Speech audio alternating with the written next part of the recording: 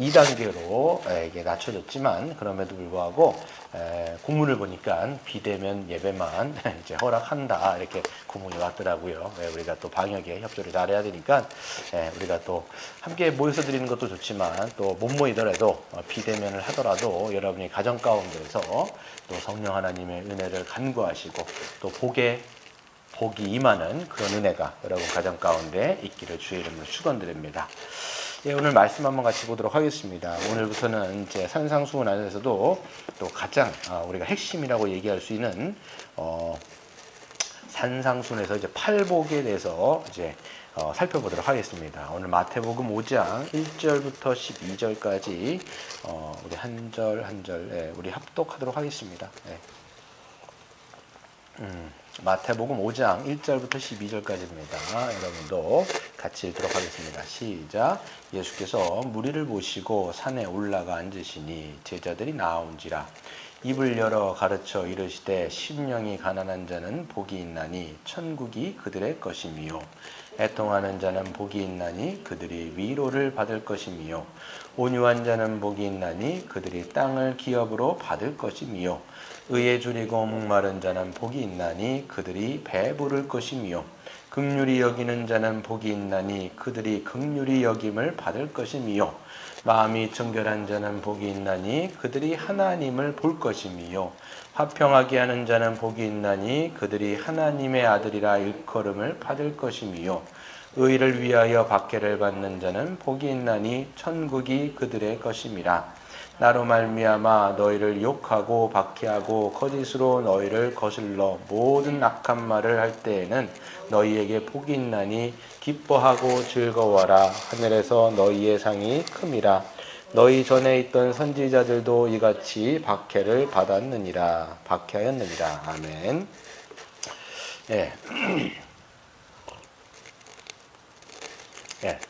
오늘 팔복을 이제 할 텐데요. 팔복 전체를 다 할 수는 없고요. 이제 몇 군데만 하도록 하겠습니다. 이게 한 몇 주 정도 같이 해야 팔복을 다 할 수 있을 것 같아요. 잠깐 산상수훈의 구조를 보시면 제가 여러분들에게 나누어드린 이제 그 스크립트를 보시면 산상수훈의 전체 구조를 여러분들 이것도 주기도문과 같이 머리 안에다가 좀 새겨 놓을 필요가 있습니다. 그래서 존 스토트 목사님의 그 구조를 좀 따른 건데요. 한번 보시면 이제 성도의 성품, 이제 스토트 목사님은 이제 그리스도의 성품이라고 이야기하면서 5장 3절부터 12절까지 즉 팔복에 대해서 이야기를 하고 있습니다. 그래서 이 팔복은 하나님 나라 백성이 지녀야 하는 성품과 특징입니다. 그렇기 때문에 이 팔복을 이제 좀 나중에 좀 이따가 좀 보겠지만 이거는 이미 하나님 나라에 들어간 백성들이 가지고 있는 어떤 성품이요 그런 특징 같은 것을 이야기하고 있습니다. 그렇고요. 그래서 그리스도의 성도의 성품으로 우리가 좀 생각하시면 되고요. 그 다음에 이제 5장 13절부터 16절까지는 이제 성도의 영향 이렇게 이야기해서 이제 밑에 보면 소금과 빛의 비유를 이야기하죠. 너희는 소금이다, 너희는 세상의 빛이다 이렇게 말씀하셨는데, 즉 성도가 세상에서 이 팔복의 어떤 성품으로 살아갈 때 이 세상에 영향을 미칠 수 있다라고 이야기하고 있습니다. 그렇기 때문에 우리가 어떤 뭐 정치에 우리가 뭐 직접적으로 관여한다든지 물론 그런 부분도 없지 않아 있겠지만 사실 그건 본질이 아닙니다. 교회가 이 세상에 영향을 미치는 것은 이 팔복에 나와 있는 이 성품 그대로 즉 그리스도의 성품을 따라 우리가 이 세상에서 살아갈 때 이 세상의 빛과 소금으로 빛이 나고 또 이 세상의 그 부패를 막을 수 있다라고 성경은 이야기하고 있는 것입니다. 그래서 여러분 팔복에 이어서 빛과 소금이 연결되어 있다는 걸 여러분들이 좀 아실 필요가 있겠죠. 그 다음에 17절부터 48절까지는 이제 성도의 의입니다. 그래서 예수님의 의로 의롭게 된 성도가 정말 추구해야 되는 참된 의로운 삶이 무엇이냐라는 것들을 질문하고 그 의로운 삶에 대해서 낱낱이 하나하나 조목조목 10계명을 가지고 우리 예수님께서 설명하여 나아가시는 부분들을 우리가 살펴볼 수 있습니다. 그렇기 때문에 우리의 의가 아니에요. 그래서 너희가 서기관과 바리새인들보다 의가 더 크지 못하면 하나님 나라에 못 들어간다. 이렇게 얘기하는 것은 너희 보고 정말 율법적으로 더 열심히 지키고 서기관들보다도 더 스스로 열심히 율법을 지켜서 하나님 나라에 들어가라. 이런 얘기가 아니라 너희는 할 수 없다. 이렇게 결론이 나왔어야 되겠죠. 그렇기 때문에 우리가 우리의 의를 완전히 포기하고 그렇기 때문에 하나님이 우리에게 값없이 주시는 예수님의 의를 믿음으로 붙드는 자, 그 예수의 의로 말미암아 의롭게 된 자는 그렇기 때문에 신분만 변화된 것이 아니라 의인이라고 하는 신분으로만 변화된 것이 아니라 그 신분에 걸맞는 의로운 삶이 나오겠죠. 당연히 나오겠죠. 그런 그 신분에 합당한 의로운 삶이 무엇인지를 이제는 하나님이 우리에게 주신 십계명을 가지고 살펴보는 대목이 바로 이 부분입니다. 그래서 이렇게 여러분 머릿속에 기억하시고 그 다음에 이제 6장 1절부터 18절까지는 이제 의롭게 된 성도, 즉 의인이 추구해야 되는 종교적 헌신에 대해서 묘사하는 게 이제 이 부분입니다. 그래서 6장은 이제 의인된 자가 전체 삶이라기보다는 종교적인 영향이 분명히 있습니다. 그 세 가지 여러분 기억하시죠? 구제, 금식, 기도, 구제, 기도, 금식 요 세 가지가 있는데 요것이 이제 진짜 의로운 사람은 외식하는 사람과 이제 좀이 아니죠. 완전히 이제 상반되어진 모습으로 드러나게 되어 있습니다. 정말 여러분이 그리스도의 의로 말미암아 의인됐다라면 그 의로운 삶이 종교적인 그 헌신 가운데서도 구제, 기도, 금식 안에서 은밀하게 행해지는 것, 이것이 참된 이 종교적인 헌신의 모습이다라고 예수님께서 설명을 하시는 부분이 6장입니다. 그리고 이제 19절부터 6장 19절부터 34절까지는 뭐냐면 이제 성도의 야망, 그 열망이라고 번역될 수 있고요. 그래서 야망이라고 하면 우리가 좀 이제 부정적인 뉘앙스를 갖잖아요. 뭐 소년이여 야망을 가져라, 보이스 비 앰비셔스 뭐 이런 이제 이야기도 있는데 그 야망이라고 얘기할 때는 여기서는 이제 열정, 열망 이렇게 얘기할 수 있습니다. 그래서 세상 사람들도 야망을 다 갖고 있잖아요. 그래서 무언가에 자기가 그 욕망하는 바로 살아가는데 대부분 그것이 이제 물질적인 만모니즘하고 대부분 결부되어 있습니다. 하지만 이제 예수님으로 말미암아 의인된 자는 전혀 다른 야망을 갖는데 그 야망이 뭐냐면 먼저 너희는 하나님의 나라와 의를 구하라. 그리하면 하나님께서 그 모든 것을 너희에게 더하실 것이다 라고 말씀하죠. 왜 우리가 세상 사람들이 구하는 것을 구하지 않냐면 그냥 그것은 무엇을 입을까, 무엇을 마실까, 무엇을 먹을까 이거는 그냥 하나님이 책임져 주신 문제예요. 왜? 하나님이 우리 아버지가 되시기 때문에 이거는 그냥 기본적으로 그냥 세팅돼서 넘어가는 그냥 기본적으로 하나님이 그냥 우리에게 약속하신 것들이죠. 그렇기 때문에 우리가 하나님 앞에 의인된 우리는 먼저 하나님의 나라와 그 의를 구하는 것이 기독교인의 진실된 야망이다라고 6장 19절부터 34절까지 말씀하고 있습니다. 그렇죠. 그리고 이제 7장 1절부터 20절까지 해서 보시면 이제 그리스도인, 즉 성도의 관계는 어떠해야 되느냐라고 말씀하고 있는데 여러분 우리는요. 이제 하나님의 백성이 되어지면 이제 관계를 다양한 측면으로 하게 됩니다. 그냥 우리가 세상에서 살 때, 그러니까 하나님을 몰랐을 때는 하나님과의 관계가 없죠. 그리고 하나님과의 관계가 잘못되었기 때문에 내 이웃과의 관계, 내 지체가 없겠죠. 그러니까 사람들과의 관계도 거의 왜곡될 가능성이 굉장히 큽니다.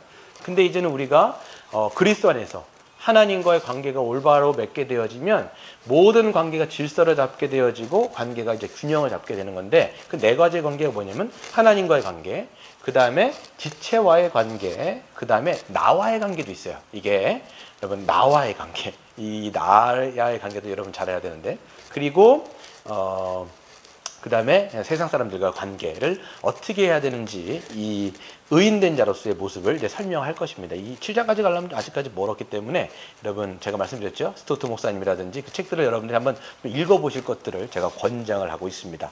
스토트 목사님이라든지 로이드 존스 목사님의 책을 읽어보시면 참 잘 설명이 되어 있으니까 또 은혜 가운데 보실 수 있을 것 같아요. 그 다음에 이제 7장 21절부터 27절까지에 보시면 그 다음에 성도의 순종에 관해서 나왔습니다. 하나님은 예수님은 산상수훈을 탁 얘기하실 때 이게 어떻게 보면 야 이거 너무 괴리가 있는데 우리의 삶하고 너무 동떨어져 있는데 이걸 누가 지켜? 이렇게 하면 아닌 거예요, 여러분. 제가 말씀드렸잖아요. 8장 같은, 이게 팔복 같은 건 이미 하나님 나라의 성도들의 삶 속에 이미 특징적으로 나와야, 흘러나와야 되는 모습들인 거죠. 이게 물론 완전하진 않지만 이것이 우리 안에서 계속 물컹물컹 나와야 되는 부분들인데, 그렇기 때문에 예수님은 맨 마지막 7장 후반부에 뭐라고 되어 있느냐면, 너희가 주여 주여 하는 자가 다 내 백성이 아니라고 얘기하십니다. 그렇기 때문에 주여 주여 하는 자가 나의 백성이 아니라 하나님의 말씀, 즉 산상수훈을 듣고 행하는 자가 복이 있나니 라고 말씀하시면서 결론을 짓는 거예요. 너희가 세상에 있으면 세상의 권위 아래 있을 것인데, 세상의 권위 아래 있을 때는 절대로 산상수훈을 지킬 수가 없다. 하지만 너희가 하나님의 백성이 되었고 하나님의 권위를 인정하는 하나님의 백성이라면 그 주님의 말씀에 통치를 받으며 듣고 순종하는 자, 그렇기 때문에 복이 있는 자가 될 것이다 라고 맨 마지막 결론이 예수님께서 설교를 그래서 마치시는 부분이 이 산상수훈의 결말인 것이죠. 그래서 우리도 마찬가지입니다. 이걸 산상수훈을 보면서 정말 여러분 첫 번째 목표는 뭐냐면, 내 안에 정말 이런 특징들이 있는가, 정말 성도로서, 즉 그리스도인으로서 내가 정말 진짜 난 그리스도인이 맞는가를 여러분 스스로 확인하셔야 돼요. 여러분 교회 다닌다라고 우리가 다 그리스도인이 아닙니다. 교회를 나와도 그냥 종교인이 있어요. 그렇죠? 그러니까 이런 특징들이 여러분 삶에 전혀 안 나타난다? 아닌 거예요. 그냥 아니라고 생각하시면 돼요. 예. 여러분 아니다라고 생각하면 잠깐만 난 길 거야 이렇게 생각하지 마세요. 아니다 싶으면 아닌 거예요. 처음부터 그냥 돌아가는 거예요. 여러분이 뭐 신앙생활을 20년 30년 해도 아닌 건 아닌 거예요. 근데 나중에 여러분 보세요. 진짜 여러분이 아닌데 이걸 쭉 그냥 신앙생활 한다고, 종교생활 한다고 갔는데 맨 마지막에 주님 만났어요. 근데 주님이 여러분을 보면서 야, 난 너 모른다. 끝인 거예요, 여러분. 그냥 여러분 설교자의 여러분 설교를 통해서 이 산상수훈은 여러분 자신이 정말 내가 그리스도인이 맞는가, 하나님의 자녀가 진짜 있는가, 이걸 여러분 확인하셔야 돼요. 이것 때문에 지금 산상수훈을 사실 하는 거예요. 그리고 여러분이 정말 하나님의 성도라는 그런 마음이 있다라면 우리가 정말 추구하고 우리가 정말 소망해야 되는 삶이 무엇인지를 우리가 계속적으로 산상수훈의 그 소망하는 바를 통해서 우리가 빚어져 가기를 여러분 소망하셔야 돼요. 빌립보서 1장 6절에 보시면 뭐라고 말씀하고 있습니까? 하나님께서 착한 일을 시작하신 하나님께서, 우리 안에 착한 일을 시작하신 그분께서 예수 그리스도의 그날까지 우리를 빚으시고 성화시키신다라고 말씀하시지 않습니까? 그렇기 때문에 그것을 믿는다라면 그것을 계속 우리가 소망하는 거예요. 네. 우리가 이제 성도라면 우리가 정말 성화의 삶을 사셔야 돼요. 여러분 잠깐 종교행위 여러분 멈추셔야 돼요. 종교행위는 멈춰야 돼요. 그냥 교회 가가지고 그냥 하는 척 하는 거 있잖아요. 여러분 하나님 그거 굉장히 역겨워하실 거예요. 네. 그냥 하는 척 하는 거. 여러분 정말 하나님이 원하시는 것은 우리에게 정말 성령께서 우리를 인도하셔서 우리 안에서 정말 그 하나님의 성품이 빚어져 가는 것, 그래서 우리가 기쁨으로 자발적으로 순종하는 것, 이거 원하시는 거예요. 산상수훈 보시면서 여러분 자신을 우리가 하나님 앞에 세우시는 저와 여러분 되시길 바랍니다. 그래서 보시면 팔복을 볼 텐데, 이런 그리스도인의 성품을 이야기합니다. 그래서 팔복은 8가지 복이라는 얘기예요. 그래서 이제 헬라어에 보면 마카리오스, 그리고 영어 성경에 blessed 이렇게 해가지고 복이 있다. 복이 먼저 사실 나오고 있습니다. 그래서 이 복을 받기 위한 8가지 조건, 이렇게 얘기하시면 안 돼요. 그래서 우리가 복을 받으려면 이렇게 해야 되나? 이렇게 얘기하는 것이 지금 아니라는 것을 기억하셔야 되는 겁니다. 이것은 지금 뭐냐면 이미 그리스도를 믿음으로 하나님 나라의 백성된 자에게서 나오는 그런 8가지의 어떤 성품 혹은 8가지의 어떤 특질, 이렇게 이야기할 수가 있습니다. 그래서 보시면 이건 영적인 특징하고 굉장히 가깝습니다. 그래서 보세요. 심령이 가난한 자는 복이 있나니. 이게 여러분 말이나 됩니까? 세상 가난한데 복이 있대요. 이게 세상하고 완전 말이 안 되는 거예요. 애통하는 자는 복이 있나니. 이게 뭐냐면 불행한 자는 행복할 겁니다. 이런 뜻이에요. 너무 역설이지요. 그래서 이제 스토트 목사님 뭐라고 이야기했냐면 팔복의 역설 이란 말까지 붙이고 있습니다. 그리스도의 역설인 거예요. 온유한 자에게는 복이 있나니 의에 줄이고 목마른 자 이런 사람이 복이 있대요. 우리가 생각할 때 막 배부르고 편리하고 편안한 삶을 떵떵거리면서 누리는 사람이 복이 있어야 되는데 애통하고 울고 있고 가난하고 이거를 복이 있다라고 말하니 이건 너무 세상에서 이야기하는 것과는 너무나 괴리와 너무나 큰 격차가 있다는 것을 알 수가 있습니다. 왜 그러냐? 바로 이거는 세상의 어떤 그 기원과 하나님 나라의 기원은 완전히 다르기 때문에 하나님 나라에 들어간 자로서의 그 기원이 거기에서 흘러나오는 것이기 때문에 우리가 그냥 일반적인 세상에서 이야기하는 것과는 너무나 차이가 있다는 것을 여러분들이 아실 필요가 있겠습니다. 그래서 팔복의 대상을 보시면 하나님 나라 백성이 이미 가지고 있는 성품 혹은 영적인 특징들에 대해서 설명하고 있습니다. 즉 이미 구원받은 성도들에게 복이 있다라는 선언을 하고 있는 것이죠. 그래서 심령이 가난한 자, 애통한 자, 온유한 자, 의에 줄이고 목마른 자, 긍휼히 여기는 자, 또 마음이 청결한 자, 화평하게 하는 자, 의를 위하여 박해를 받는 자, 이건 다 뭐냐면 예수 그리스도로 말미암아 이미 하나님 나라에 들어간 자로서의 그런 특징들이 지금 나오고 있다라고 얘기하는 것이고 이미 그런 하나님 나라에 들어가 그런 성품들이 나오는 사람에게는 복이 이미 주어졌다라고 얘기하고 있습니다. 그 복들을 이제 좀 보실 텐데요. 일단 보시면 그래서 팔복이 8가지 복이지 않습니까? 이거를 네 가지로 좀 나누어 볼 수가 있습니다. 그래서 이제 크리스토스톰은 이거를 첫 번째 복부터 네 번째 복까지 이거를 성도와 하나님의 관계로 이야기합니다. 그래서 그리스도인과 하나님의 관계 가운데 주어지는 복.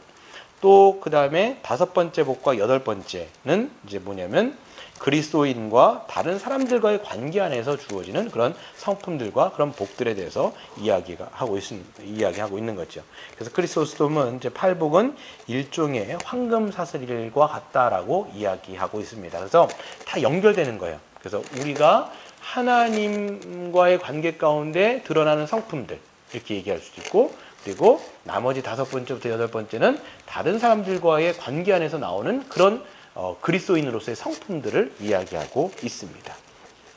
그래서 이제 반가로 2번째를 보시면 그래서 참된 성도라면 여러분이 정말 하나님 나라의 백성이라면 8가지 특징을 모두 다 가지고 있습니다. 그래서 모든 성도는 심령이 가난하고 애통하며 온유하고 의에 줄이고 목마르며 긍휼이 많고 마음이 청결하며 화평하게 하고 의를 위하여 박해를 받는 그런 성품들을 이미 가지고 있어요.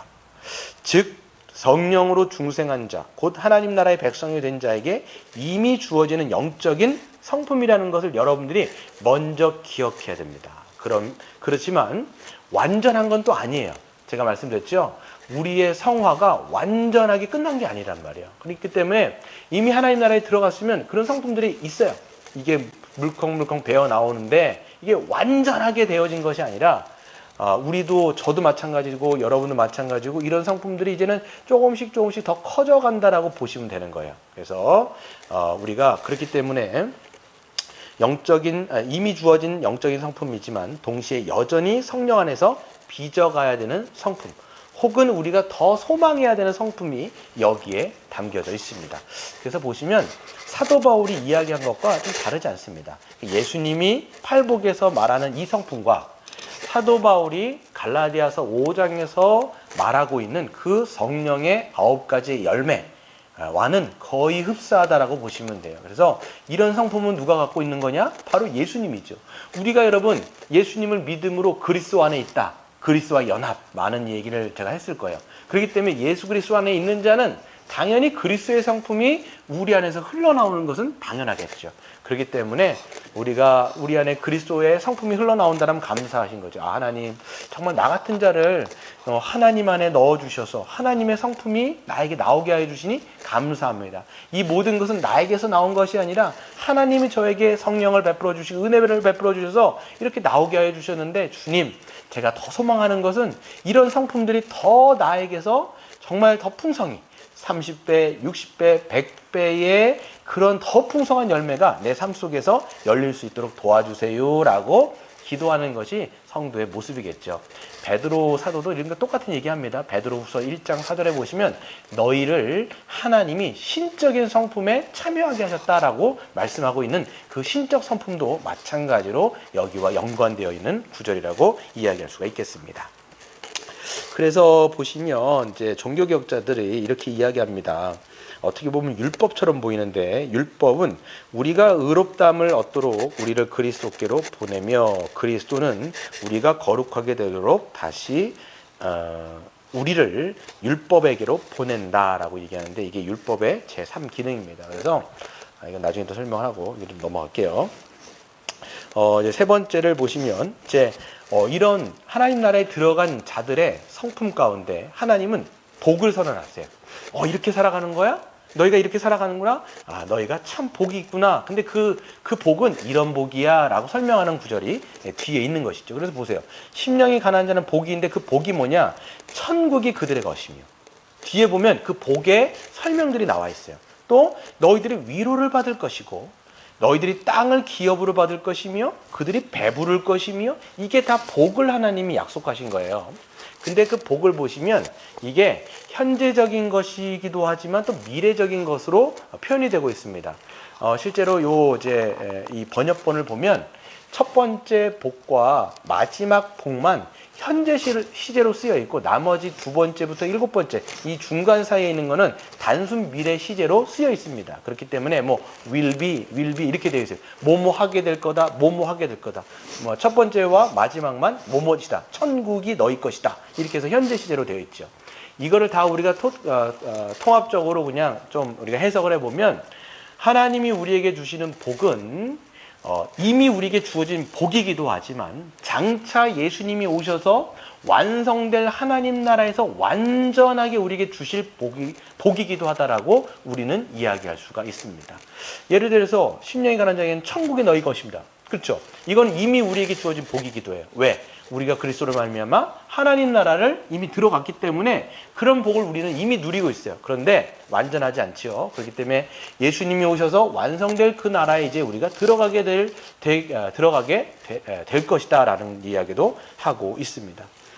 그래서 여기서 보시면 단순 미래 시제라고 얘기하는 것은 단순한 미래라는 뜻도 있지만 또 뭐가 있냐면 너무 확실하기 때문에 단순 미래로 쓰는 경우도 있습니다. 그렇기 때문에 장차 주어질 것은 너무나 당연하고 너무나 분명하다라는 얘기도 이 산상순에서 우리는 이야기할 수가 있는 것이죠. 그렇다면 넘어가셔서 오늘은 이제 심령이 가난한 자와 애통하는 자 두 가지만 좀 보도록 하겠습니다. 심령이 가난한 자는 복이 있나니 천국이 그들의 것이며 라고 이야기하고 있는데 심령이 가난하다. 근데 복이 있다. 여기서 얘기할 때 이제 마태복음에서는 심령이 가난한 자, 그리고 누가복음에서는 그냥 가난한 자 이렇게 되어 있습니다. 그러니까 우리가 이제 세상적으로 보면 가난하다라고 얘기했을 때는 절대 복이 있다라고 얘기할 수가 없다라는 거예요. 근데 이거는 하나님 나라에 들어간 자는 이런 은혜가 있다라는 얘기를 하는 거죠. 보세요. 그래서 심령이 가난하다고 얘기했을 때는 물질적으로 궁핍한 것처럼 영적으로 자신의 궁핍함을 인정하고 겸손히 하나님만 의지하려는 자라는 표현을 얘기할 수 있습니다. 이거는 물질적인 가난이라기보다는 영적 가난이에요. 그러니까 물질이 여러분 부족해 보세요. 막 내일 먹고 죽어야 되는, 뭐라고 얘기하죠? 내일 먹고 죽을 게 없는, 뭐라고 얘기하나요? 하여튼 그러니까 너무 가난하게 찢어지게 가난해갖고 죽을 처지에 있는 사람들은 얼마나 궁핍하겠습니까? 얼마나 마음이 가난하겠냐고요. 그런 갈급함이 있을 거 아닙니까? 근데 하나님 나라에 들어간 자는 이런 특징들이 있는데 그게 뭐냐면 영적으로 자신의 어떤 궁핍함을 인정하고 겸손히 하나님께 의지하려고 하는 자지요. 그게 왜 영적인 이 궁핍함이냐라고 얘기했을 때 자신의 어떤 영적인 상태를 아는 겁니다. 어떤 상태냐면 자신의 죄로 인해서 하나님의 심판을 피할 수 없고 하나님의 진노를 피할 수 없는 그런 급박한 그런 상태 가운데 자기가 있다라는 것을 직시하는 거예요. 나의 죄로 말미암아 난 하나님의 심판 가운데 있구나. 난 이제 죽을 수밖에 없는 그런 존재이구나. 그런데 스스로 어찌할 수 있는 방법이 없는 거죠. 스스로 구원할 만한 그런 해결할 수 있는 그런 방도가 없음을 알기 때문에 오직 누구에게만 매어 달리느냐? 오직 하나님께만 매어 달리는 그런 영적인 상태가 바로 심령이 가난한 상태예요. 그렇죠? 내일 먹고 죽을 게 없을 때 막 누군가를 의지해야 되잖아요. 그런 것처럼 이 영적인 가난, 이거를 이제 스토트 목사님, 그다음에 로이드 존스 목사님은 영적인 파산 상태다. 여러분, 이거를 경험한 자가 하나님 나라에 들어가는 거예요, 여러분. 이거를 여러분들이 우리가 영적으로 스스로 구원에 이를 수 없는 이 영적 파산 상태임을 알고, 알 때만 우리가 하나님 앞에 겸손하게 우리가 엎드릴 수 있기 때문에 하나님 나라에 들어가는 자의 특징은 바로 심령이 가난한 자다라고 얘기할 수 있죠. 박스 친 거를 보시면 이게 작가 미상인데요. 한번 제가 읽어드리도록 하겠습니다. 내 손에 아무것도 드릴 것이 없어 오직 주님의 십자가에만 매달립니다. 벌거벗은 나 주님께서 옷 입혀주시기를 바라며 나옵니다. 의지할 곳 없어 주님의 은혜를 기대합니다. 더러운 나 샘으로 달려갑니다. 구주여 나를 씻어주소서 그리 아니하시면 내가 죽겠나이다 라고 하는 누군가가 시를 썼어요. 여러분, 이제 사도 바울 같은 경우는 뭐라고 얘기합니까? 오호라 나는 곤고한 자로구나. 누가 이 사망의 몸에서 나를 건져낼 것이냐라는 그런 이제 외침, 그런 마음을 갖고 있지 않습니까? 마찬가지로 여러분, 우리가 하나님 나라에 들어갈 때 마음은 이 마음이었을 거예요. 여러분, 이 죄를 여러분들이 직시하고 그 죄로 말미암아 내가 어떤 자인지, 얼마나 하나님 앞에 그 진노 가운데 심판 가운데 있는 자인지를 내가 직시하기 때문에 부들부들 떨면서 우리는 하나님 앞에 그냥 겸손하게 우리가 머리를 조아릴 뿐만 아니라 어찌할 수 없는 그 가난한 상태, 하나님만 의지하는 그 절박한 상태가 바로 이런 상태라는 거죠. 여러분, 이제 부흥이라고 하는 책을 쓰신 조나단 에드워즈라고 하는 분이 이제 그 1차 대각성 때 그분을 통해서, 물론 이제 그분 때문에 부흥이 된 건 아니지만 하나님이 그의 설교를 통해서 역사하셨습니다. 그래서 보면 19세기에 보시면 그분은 어떤 분이냐면 공부를 굉장히 많이 하시는 분이시기도 하고, 하지만 눈이 굉장히 나빴습니다. 그래서 설교를 어떻게 하시냐면 설교 스크립트가 있어요. 설교를 보시면 깨알같이 그냥 글씨가 굉장히 많은 설교를 쓰시거든요. 그거를 갖다가 눈이 안 좋아, 근시이기 때문에 한쪽 손에는 촛불을 들고 읽습니다. 촛불을 들고 한쪽 손에는 스크립트를 보고 이거를 읽어요.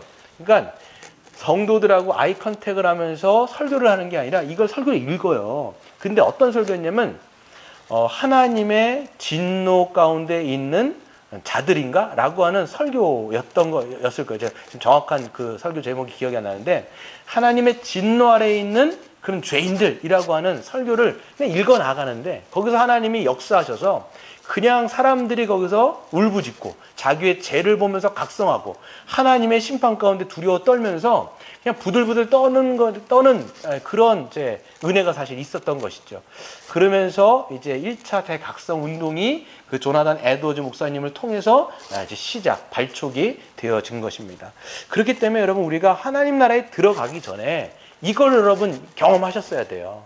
내 죄가 뭔지, 하나님의 진노와 심판 가운데 있는 나의 영적인 그 실존이 뭔지를 알지 못하면 우리는 참된 신자가 될 수가 없어요.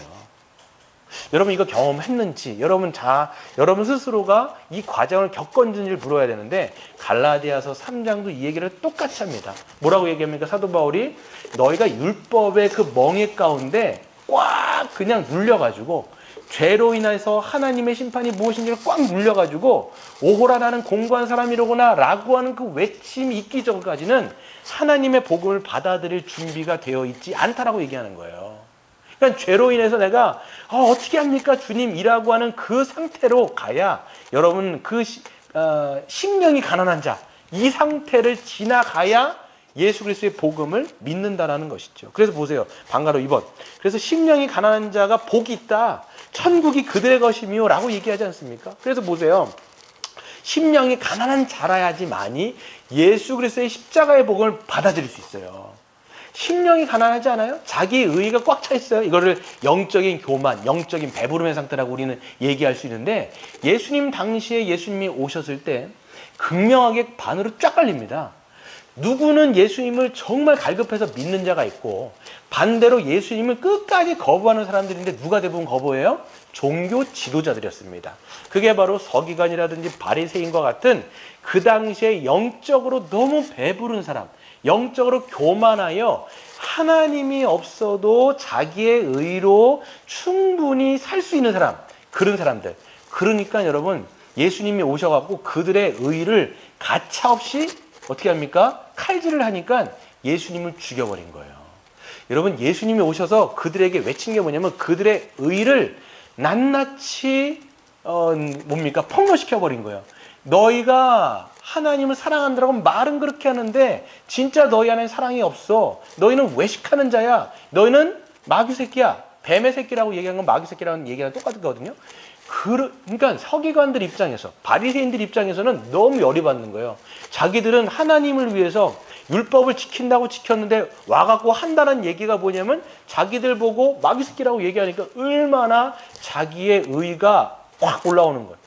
그러다 보니까 어떻게 하냐면 어떻게 해서든지 예수를 죽일 생각을 하는 거예요. 여러분, 우리도 마찬가지예요. 자기의 의가 강한 사람 있잖아요. 그 의를 조금만 건드리기도 하면 여러분 이 분노가 확 올라와요. 여러분, 교회 안에서 자기의 의로 자기의 열심으로 신앙생활하는 이게 신앙생활이라는 말도 하기 어려운데 종교생활을 하는 사람들의 의를 조금만 딱 건드리잖아요. 그러면 그 의가 그 사람에게서 분노로 나와서 자기의 의를 건드린 사람을요 절대로 가만 놔두지 않습니다. 나한테 그런 말 했어? 내 의를 너가 지금 나 자존심을 깎았어? 너 죽었어. 이렇게 하면서 그 사람 죽이려고 달려드는 거예요. 그게 여러분 그 당시 종교 지도자들의 서기관과 바리새인의 모습이었고 실질적으로 예수님을 죽인 거예요. 그래서 여러분 이거 그러니까 여러분 우리가 심령이 가난하지 않으면 자기 의로 충만합니다. 자기 의로 충만하면 절대로 예수 필요 없어요. 왜? 내가 해도 그냥 구원받을 만한데 내가 헌금 열심히 내고 내가 예배 아주 그냥 착실하게 참석하고 뭐 하라는 봉사 다 하고 그 다음에 할 거 내가 다 하면 그게 자기 의가 막 된단 말이에요. 그러면 이거를 이제 루터라는 분은 뭐라고 얘기하냐면 하이라키, 하늘로 올라가는 스스로의 계단을 막 만들고 있는 거예요. 지 혼자 막 쇼하고 있는 거예요. 내가 막 그걸 만들어가지고 막 자기 혼자 올라가는 거예요. 근데 하나님은 그거 다 똥 같은 거예요. 이렇게 얘기하는 거예요. 여러분 이사에서 보면요 뭐라고 얘기합니까? 너희들이 쌓은 의는 다 뭡니까? 뭐라고 얘기죠? 거기서 보면 영어 성경 보면 filthy rag, 이게 뭐냐면 똥걸레 같다는 얘기하는 거예요. 너희들이 쌓은 의는 다 똥걸레 이렇게 얘기하는 거예요. 그러니까 직역을 하면 너무 누더기 같은 옷이다라고 얘기를 하는 거예요. 근데 우리는 아담 이래로부터 우리는 뭘 하기를 급급하냐면 자기의 수치를 무화과 나무 잎으로 가리는데 급급한 거예요. 이게 자기 의거든요, 다. 이거 하나님 하지 말라고 한 건데 계속 그거 하고 있는 거예요. 그러니까 예수님 당시에 그 사람들이 못 믿는 거죠. 우리 마찬가지입니다. 여러분, 내가 지금 자기의 의에 기반해서 신앙생활 한다면 그 의를 빨리 포기하셔야 돼요. 자기가 근데 자기 의도 몰라요. 그리고 그 상태는요, 하나님의 은혜가 아니면 심령이 가난해질 수도 없어요. 이게 은혜예요, 은혜. 이거 내가 쌓는 의는 이거 아무것도 아니구나. 이거 똥걸레구나. 버려야 되겠구나. 오직 하나님만 의지합니다. 이게 여러분 심령이 가난한 자에게 그래서 천국이 임한다라는 거예요. 그래서 여러분 예수님 당시에 누가 예수님을 믿습니까? 창녀라든지 세리라든지 강도라든지 그냥 말 안 해도 지가 그냥 쓰레기라는 거 아는 사람들이거든요. 그냥 그런 사람들은 오히려 그냥 예수님을 그냥 믿어요. 왜? 그냥 뭘 말을 안 해도 자기가 누군지를 그냥 알거든요. 그러다 보니까 그냥 주여 천부여 의지하오니 나를 받아주시옵소서. 여러분 그거 보세요. 그래서 세리와 그 바리새인의 그 기도를 보시면 그 바리새인은 어떻게 합니까? 자기의 그냥 자존심을 막 내세우면서 나는 저와 같지 아니하며 막 이렇게 얘기하지만 세리는 어떻게 얘기합니까? 하늘을 우러러 보지도 못하고 그냥 고개를 숙인 상태로 주여 나를 좀 불쌍히 여겨달라고 하라는 그 기도할 때 하나님은 누가 의롭다라고 얘기하세요? 그 둘 중에 스스로 의롭다라고 얘기했던 그 바리새인은 하나님 뭐라고 얘기하면 넌 죄인이야 이렇게 얘기하시는 거예요. 근데 반대로 뭐냐면 하나님 전 죄인입니다. 저는 정말 하나님 앞에 비참한 자입니다 라고 얘기했던 그 세리는 하나님 뭐라고 얘기했어요? 너는 의인이야 이렇게 얘기하시는 거예요. 이게 여러분 기독교 역설이에요, 여러분. 스스로 의롭다고 하는 자는요, 하나님이 죄인이라고 얘기하시고 스스로 죄인이라고 고백하는 사람은 하나님이 의롭다라고 인정해 주시는 것이 바로 기독교라는 것을 여러분들이 반드시 기억하시기를 바랍니다. 그래서 심령이 가난한 자는 복이 있다. 나는 정말 그런 영적인 상태에 있는가라는 것을 좀 살펴보시길 바랍니다. 또 두 번째로 보시면 이제 애통하는 자는 복이 있나니라고 이제 5절에서 되어 있는데 4절에서 되어 있는데요. 애통하는 자는 복이 있나니 그들이 위로를 받을 것이미요라고 얘기합니다. 여러분 애통하다라고 얘기했을 때 애통한데 어떻게 여러분 행복합니까? 애통은 슬픈 거거든요. 그래서 어떤 번역은 이렇게 되어 있어요. 불행한 자는 복이 있나니 행복할 것이다. 여러분 이게 말이 안 된다고요. 막 울고 있어요. 참 못하면 고통스러워하고 막 슬퍼하고 있고 막 애통하고 있어요. 근데 야, 넌 참 복이 있구나. 누가 이러냐라는 거예요. 그렇죠? 근데 지금 팔복에서 예수님이 이렇게 말씀하신 거예요. 네가 애통하고 있느냐? 너 참 복이 있구나. 이렇게 말씀하세요. 근데 여기서 보시면 이 애통이라는 말을 할 때 여러분 이 애통은요. 어떤 우리의 사별로 인한 고통이 아니에요.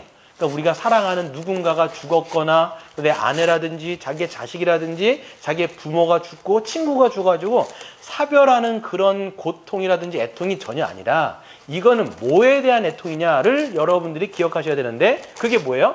내 죄로 인한 애통인 거예요. 내가 하나님 앞에서 내가 정말 죽을 수밖에 없는 죄인이구나 라고 하는 그 심령이 가난한 자가 갖는 그 슬픔이 바로 애통인 거예요. 그래서 여러분 아까 크리스토스톰이 얘기한 것처럼 일종의 황금사슬과 같다라고 얘기했을 때 이거는 하나하나가 다 떨어져 있는 게 아니라 하나하나가 다 꿰어 있는 거예요. 구슬이 서말이라도 여러분 꿰어야 보배라고 얘기하지 않습니까? 이게 다 꿰어져 있어요. 그렇기 때문에 이것을 다 연결시켜야 되는 거죠. 근데 여러분 보시면 그렇기 때문에 이제 자기의 죄와 연약함에 대해서 탄식하고 슬퍼하는 것인데 앞에랑은 좀 달라요. 가난한 자, 심령이 가난한 자는 자기의 그런 상태를 인정하는 신학적으로 이야기하면 고백하는 거예요. 이거는 하나님 저는 그렇군요. 라는 그런 상태라면 지금 이 애통은 그런 고백을 넘어서 우리가 회개하고 자복하고 통회하는 것입니다. 그래서 여러분 스토트 목사님이 이것을 두 가지를 좀 구분하는 거예요. 우리가 하나님 저는 그런 자입니다 라고 고백하는 신앙 고백과 하나님 저는 그런 자가 맞습니다 라고 하면서 마음적으로 고통하면서 애통하는 것은 전혀 달라요. 그렇죠? 여러분 잘 생각해 보세요. 우리가 회개하는 것도 그렇구나 난 죄인이야 라고 인정하는 그 고백과 하나님 내 죄에 대해서 나는 정말 슬퍼합니다 라고 하는 그 감정적인 애통과 고통은 여러분 차이가 있습니다. 그렇기 때문에 여러분 이것을 두 번째 영적인 축복이라고 스토트 목사님이 정의하는 이유도 이와 같은 거예요. 그래서 단계가 약간 있는 것 같아요. 그것들을 여러분들이 기억하셔야 되겠죠. 그렇기 때문에 그리스도인은 무엇에 대해서 애통하는가라고 이야기하면 세 가지가 있는데 자신의 죄입니다. 여러분이 하나님 앞에서의 그 죄, 자기가 하나님 되어서 그러니까 내가 신이 되어서 내가 주인 되어서 그렇게 아담적 존재로서 내가 그냥 나의 삶을 인도했던 그 죄, 불순종했던 그 죄, 그리고 내가 살면서 여러 가지 나의 연약함과 또 세상의 유혹으로 말미암아 넘어졌던 그 죄, 그거에 대해서 애통하는 거야. 그렇죠? 그래서 사도 바울이 뭐라고 이야기하냐면 아까도 말씀드린 것처럼 오호라 나는 공고한 사람이로구나 누가 이 사망의 몸에서 나를 건져낼 것인가 라고 했던 그 애통함이 여러분에게 있는지를 여러분 살펴보셔야 돼요.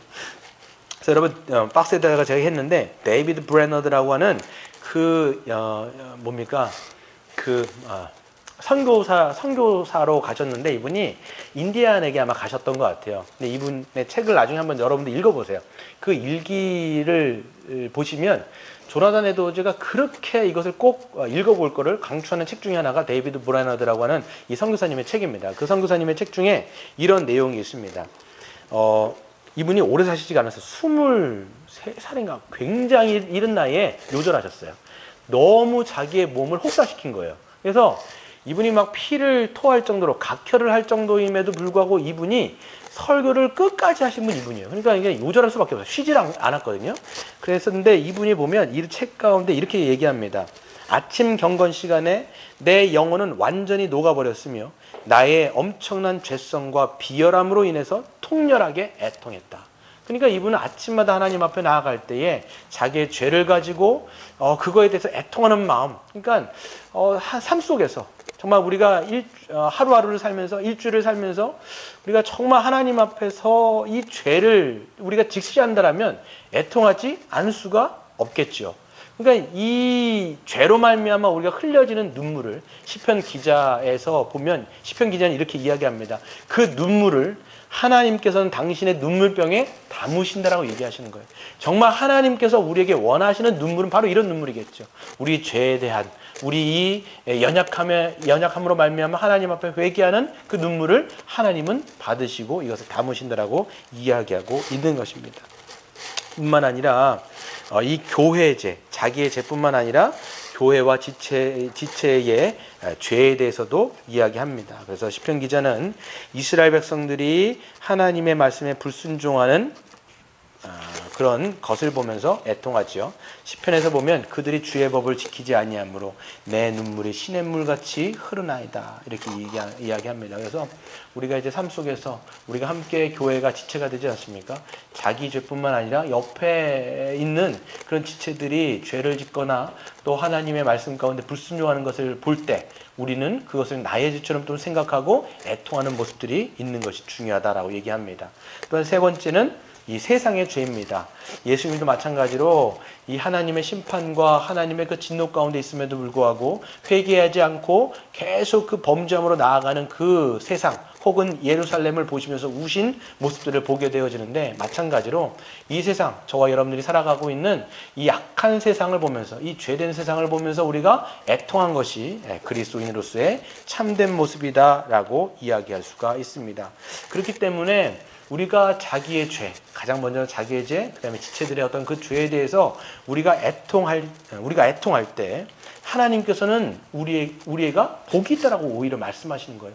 왜 애통한 자에게 복이 있다라고 말씀하시느냐라고 보면 우리가 나의 죄에 대해서 통회하며 자복하며 하나님 앞에 나아갈 때 하늘의 위로를 받게 될 것인데 그 하늘의 위로가 뭐냐면 우리 죄에 대한 사함, 죄 용서에 대한 하늘의 참된 위로가 덮여질 것이기 때문에 우리에게 복이 있다라고 말씀하고 있는 것입니다.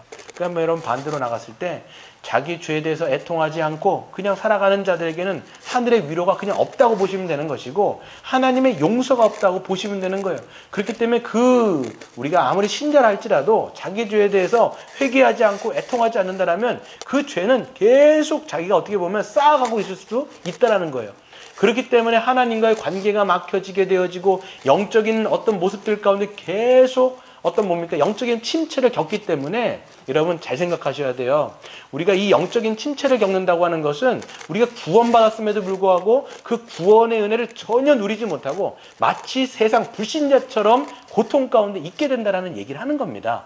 그렇기 때문에 여러분 우리가 애통하며 오히려 자복하며 나아갈 때 하나님께서는 의로우고 미쁘시사 우리의 불의를 하나님께서 깨끗하게 하여 주실 것이요 라고 하는 하늘의 위로를 우리가 받게 되는 거예요. 그래서 여러분 우리 주님이 복 있다고 말씀하시는 거예요. 그래서 여러분 우리가 아침이라든지 저녁이라든지 하나님 앞에 기도할 때 하나님 정말 이 죄에 대해서 나는 애통합니다. 주님 내 마음이 정말 애통합니다 할 때 주님께서는 진짜 여러분에게 오셔서 내가 너의 죄를 용서해 줄게 라고 하시면서 하늘의 위로를 경험하시는 여러분 되셨으면 좋겠어요. 뿐만 아니라 그냥 죄가 용서함 받을 뿐만 아니라 죄를 이길 수 있는 힘을 주시는 그런 은혜를 우리가 경험하게 되는 것이죠. 참된 우리가 회개 가운데 나아갈 때 하늘의 위로를 받게 되어질 때 그때 우리가 뭐가 됩니까?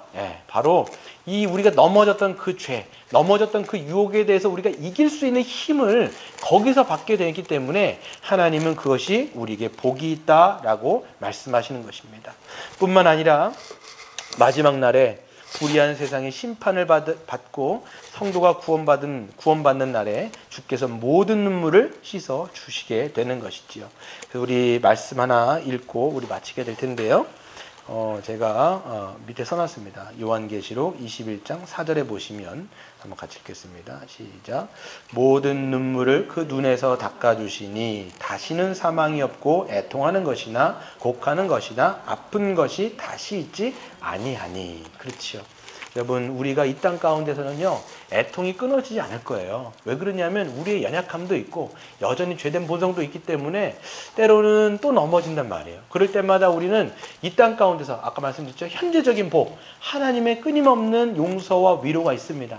하지만 맨 마지막 날에 예수님이 오셨을 때 완전한 하나님의 나라, 새하늘과 새 땅을 이 땅 가운데 조성하실 뿐만 아니라 우리의 몸도 이제는 예수님의 그 영광스러운 몸으로 완전히 부활하여서 더 이상 죄를 짓지 않기 때문에 이제는 우리가 애통하는 것이나 곡하는 것이 없습니다. 뿐만 아니라 예수님께서 다시 오셔서 우리의 눈에서 눈물을 닦아주시며 주님께서 맞이해 주시는 것이죠. 그것이 바로 우리가 정말 하나님 앞에 받게 되어지는 큰 아버지 하나님의 위로인 거예요. 여러분 지금은 자꾸만 우리가 은혜라는 말을 많이 하기 때문에 자꾸만 이 죄에 대해서 애통함이 없고 회개함이 없는 이 시대인 것 같아요. 그렇기 때문에 예수님도 말씀하신 것처럼 피리를 불어도 너희가 춤을 추지 않고 애통하여도 너희가 곡하지 않는 그런 시대 가운데 우리가 있습니다. 그렇기 때문에 우리가 이 심령이 가난한 자는 복이 있고 애통하는 자는 복이 있는데 어떤 그런 특징들이 우리에게 정말 있는지를 확인하시고 그런 은혜 가운데 살아가시는 저와 여러분 되시길 주의 이름으로 축원드립니다. 이 시간 한번 같이 기도하도록 하겠습니다. 이 시간 기도할 때 이 시간